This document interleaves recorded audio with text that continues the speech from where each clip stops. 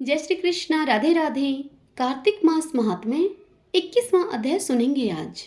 आज के अध्याय की इस कथा में हम एकादशी व्रत का महात्म्य सुनेंगे। सब बोलिए विष्णु भगवान की जय। ओम नमो भगवते वासुदेवाय। श्री सूत जी बोले कि हे मुनियों, यह तो मैंने दीपदान का महात्म्य कहा, अब आप एकादशी व्रत का महात्म्य सुनिए। एकादशी का व्रत मोक्ष प्रदाता है। एकादशी चाहे शुक्ल पक्ष की हो या फिर कृष्ण पक्ष की, उस दिन अन्न नहीं खाना चाहिए। जो एकादशी को अन्न खाता है वह अपना जीवन नष्ट करता है। एकादशी व्रत के इच्छुक को चाहिए कि दसवीं और द्वादशी को भी एक ही समय भोजन करें। एकादशी व्रत का महात्म्य जानने की इच्छा एक बार राजा पृथु ने नारद जी से व्यक्त की।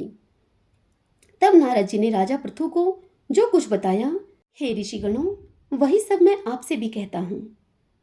नारद जी राजा से बोले कि हे राजन, गंगा के समान कोई तीर्थ नहीं, माता के समान कोई गुरु नहीं, विष्णु के समान कोई देव नहीं, और अन्न न खाने के समान कोई तप नहीं।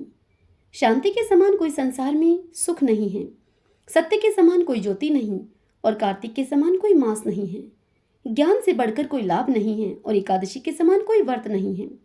व्रत करने वाले को चाहिए कि प्रातःकाल उठकर भगवान का पूजन करे, पुराणों की कथा सुने और रात्रि को जागरण करे। अब आप इस संबंध में एक प्राचीन कथा है, वह सुनिए। हे राजन, नर्मदा नदी के तट पर गाला मुनि का एक बड़ा ही शोभायुक्त और मनोरम आश्रम था।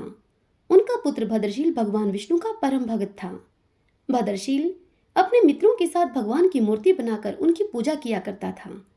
उनके मित्र भी भगवान की पूजा करते थे। तत्पश्चात वह अपने मित्रों को उपदेश देता था कि वे एकादशी का व्रत भी किया करें।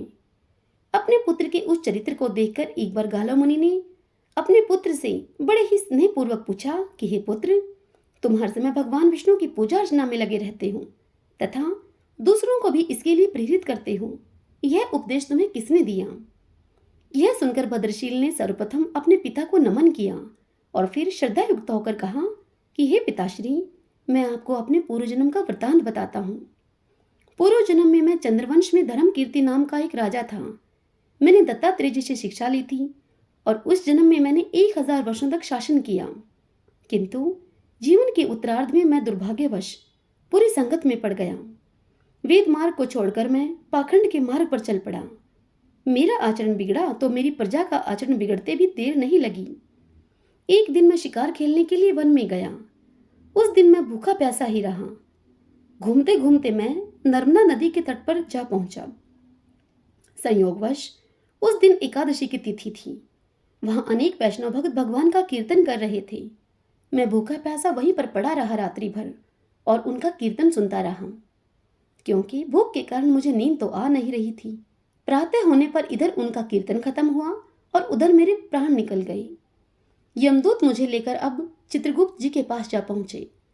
चित्रगुप्त ने यमराज से कहा कि मैंने बहुत सारे पाप किए हैं, किंतु एकादशी के व्रत के कारण इसके प्राण निकले हैं, तो इस कारण से ये सभी पापों से मुक्त हो गया है। यह सुनते ही स्वयं यमराज ने मुझे प्रणाम किया और फिर अपने दूतों को बताया कि एकादशी का व्रत करते हुए जिसके भी प्राण निकले हों वह स्वर्ग का अधिकारी होता है। जो कोई भी अनजाने में भी एकादशी का व्रत करता है उसके समस्त पाप नष्ट हो जाते हैं।